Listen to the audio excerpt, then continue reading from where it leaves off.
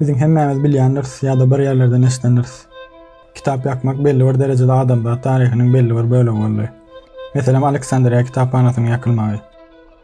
Mongollar tarapyndan Merv we Bagdatda ýakylan kitaphanalar. Soňra Endülüs Ispaniýada ýakylan kitaphanalar.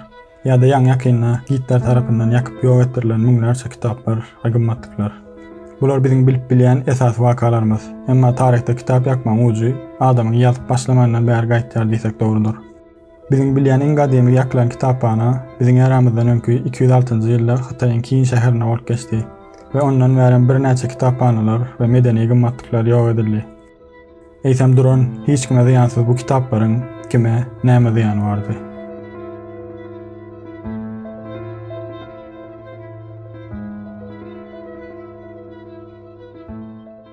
Temaga girişmek üçin gelin ilki kitap ve kitaphananyň adam we jemgyýet üçin näme derejede gymmatlydygyna we möhümdigine seredip geçelim. Kitap ve kitaphana bir jemgyýetiň şahsiýetidir, ýa-da günläp aýtsak onuň pasportydyr. Kitap bir öňüdişlikdir, bir medeniýetdir, bir güýçdür. Kitap ve kitaphanalar bir jemgyýetiň aklydyr, aňydyr we duýgusydyr. Meselem 2500 ýyl ýaşap geçen Misirlilerin medeniýetini, ýani nämeler edenlerini, nähil zatlar bilen meşgul bolanlyklaryny, gymmatlyklaryny, ilim bilim ýagdaýlaryny, aň düşünjelerini biz olaryň ýazyp goýup giden zatlaryndan bilýäs. Ýa-ni hem aýdysmy diýalak kitaplar ýa-da ýazylar bir milletiň pasporty ýa-da şahsiýeti. Meselem siz bir ýeriniň ýüzüni göreniniz bilen ýa-da daş keşfinden nähilrak birdigini ýa-da kimdigini bilip bilmersiňiz. Emma onuň inglizçesini, fransuzlygyny ýa-da nemesini bilenizden soňra ol barada aklyňyzda belli bir düşünjeler emele gelmäne başlar. Edil şonuň ýalagan Misirliler, Rimliler ýa-da Grekler diýilende de ol medeniýetler, ol döwletler barada aklyňyzda belli bir pikirler emele gelmäne başlaýar. Bu pikirleriň emele gelmegine sebäp bolýan zatlar bolsa, olardan galan gymmatlyklar, ýazylar, kitaplar. Bu ýagdaý tersine işläp bilýär. Meselem dünýäniň haýsydyr bir ýerinde bir näçe ýyl ýaşan, näçe güýçli bir döwlet bolan bolsaň, ýygyňda bir medeniýet, gymmatlyk, ýazy ýa-da bir ýygy goýmasaň, ýitip ýatdan çykyp gitjäň şüphesizdir. Bu adaçende düýbünden ýok bolup ýitip giden onlarça medeniýetler bar. Ýasalýan heýkelleriň, çekilýän suratlaryň, salynýan beýik jaýlaryň, ýazylýan eserleriň iň esasy maksatlarynyň biri ýatdan çykmazlyk, bir ýygy goýmak, insanyň içindäki ebedilik duýgusy. Argentinadaky şu meşhur gowy bilýänsiňiz. Bu ýerdäki el ýyllarynyň esas maksady menem ýaşap geçdim diýmek, bir ýygy goýup gitmek. Ine şonuň ýalagan belli bir pikirleri, döwletleri, medeniýetleri düýbünden ýok etmegiň iň amatly usuly ýazgylary, kitaplary we ýyglary ýok etmek. Bir medeniýeti, döwleti, milleti düýbünden ýoklamak üçin tutuş halky gyranyň ýetenek.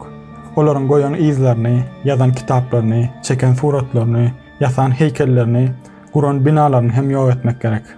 Endülüs Emevi döwleti Ispaniýada 711-1492-nji ýyllar arasynda ýaşap geçen döwlet. Esasy ýylaty musulman we arap bolan üçin 1492-nji ýyllarda Vatikanyň alyp baran agyr siýasatyndan soňra bu medeniýet düýbünden ýok edilýär. Galan köşkler, medreseler, kitaphanalar, jaýlar ýakyp ýykylýar. Ýylatyň köp bölegi öldürilýär, galanam sürgün edilýär.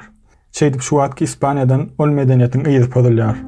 Meselem şu wagt gowy taryh bilmeýän ýerine Ispaniýada taryhda 800 ýyllap Emeviler, ýani araplar höküm sürdi diýip inandyrmak gatagar ýalypdylar. Emma näçe agyr ýeküm etseňem ýene-de ýyllar galyp bilýär. Meselem şu ýerde ýerleşýän Gibraltar bogazyny hemmämiz bilýändir.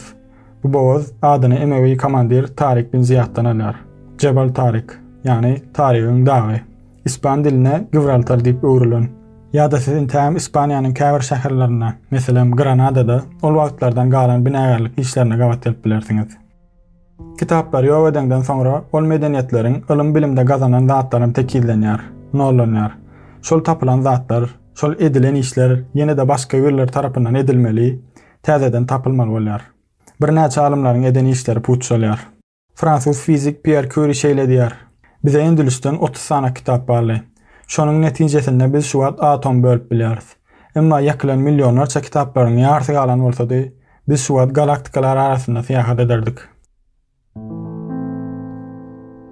Renesansy, ýani Ýewropadaky 1500-1600-njy ýyllardaky bilimde, sungatda, edebiýatda, felsepede, teknologiýada bolan dirilişi, kalkynyş başlatanlar günnäwrdaky meşhur Ibn Sina'lar, Al-Biruniler, Ibn Haysamlar, Omar Hayyamlar diýmesek ul ýalňyşlyk etdigimiz bolar.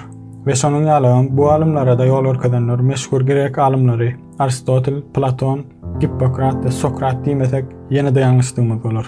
Ilim, bilim we teknologiýa ýuwaş-ýuwaşdan basgançak her kimiň öz goşup bilen goşandyň goşmagynyň netijesinde dowam edýär. Beýik alymlaryň eýiniň üstünde durmagyň netijesinde men beýleklerden has uzaklar görüp bildim diýär meşhur fizik Newton. Yani temamada gaýdyp gelsek, kitap ýakmagyň netijesinde iň agyr uruýuny ilim bilim alýar.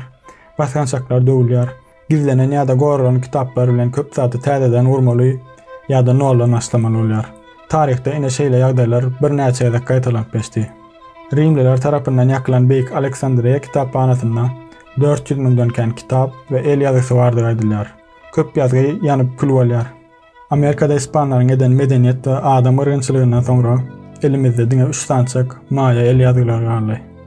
Şol wagtky dünýäniň iň ünlü şäherleriniň biri bolan Merw'de Mongollara gala gapylarynyň açylmagynyň netijesinde şäher ilaty gyrylýar. Çingiz Hanyň her bir öldürilýän adamy sanamagy buýurmagynyň netijesinde 700 000 adamyň öldürilenini aýdylýar. Şol wagt şäherde 12 kitaphana bardy. We o kitaphanaryň hemmesi ýakylýar we kitaplaryň köpüsi Murgap derýasyna diňilýär. Şol döwürki beýlek ul şäher bolan Bagdatda hem şeýle bolup geçýär. Şol wagt alymlaryň üýüşme, ilim bilim barada iş we barla geçirme we maslahat etme ýeri bolan Beytül Hikmet Akademiýasy we kitaphanasy ýakylýar. Şäheriň gyrylmagyndan we kitaplaryň derýa diňilmagyndan soňra derýanyň bir näçe unnap gan we siýan akanlygy aýdylýar. Şo ýerde gizlenen ýa-da goralyp ýetişilen eserler soňra Ýewropadaky ilim bilim galkynyşyna uly boldy. Adamlar jemgyýetiň bedeni, daşkeşfi, kitaplary we kitaphanalary bolsa, olaryň ruhy, aňy we aklydyr. Ilaty gyryp kitaphanalaram ýakmagyň netijesinde sen olaryň ikisini öldürdiň, ýok etdiň bolýar.